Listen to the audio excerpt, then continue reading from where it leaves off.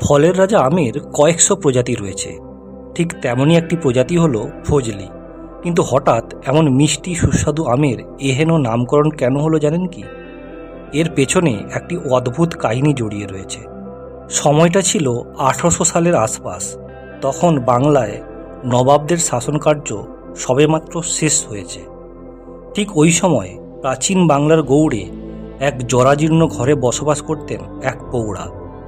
তিনি সন্ন্যাসী ফকিরদের নিজের গাছের আম দিয়ে ভোগ নিবেদন করতেন।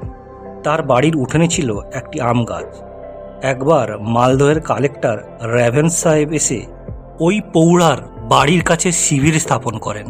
একদিন শিবিরে যাওয়ার পথে চরম তৃষ্ণায় কাতর হয়ে এই পৌড়ার বাড়ির সামনে উপস্থিত হলে তিনি জল সহযোগে নিজের বাড়ির গাছের আম তাকে খেতে দেন। যে আম খেয়ে রেভেন্স সাহেব অত্যন্ত খুশি হন এবং সেই আমের নাম জানতে চান।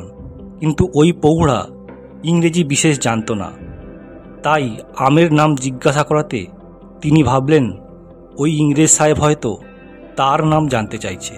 তাই তিনি ওই ইংরেজ সাহেবকে বলেন যে তার নাম ফজলি বিবি, এবং ইংরেজ সাহেব এটা ভাবেন যে আমটির নাম হয়তো ফজলি। এমনটা মনে করা হয় যে সেই থেকেই এই আমের নামকরণ হয় ফজলি আম।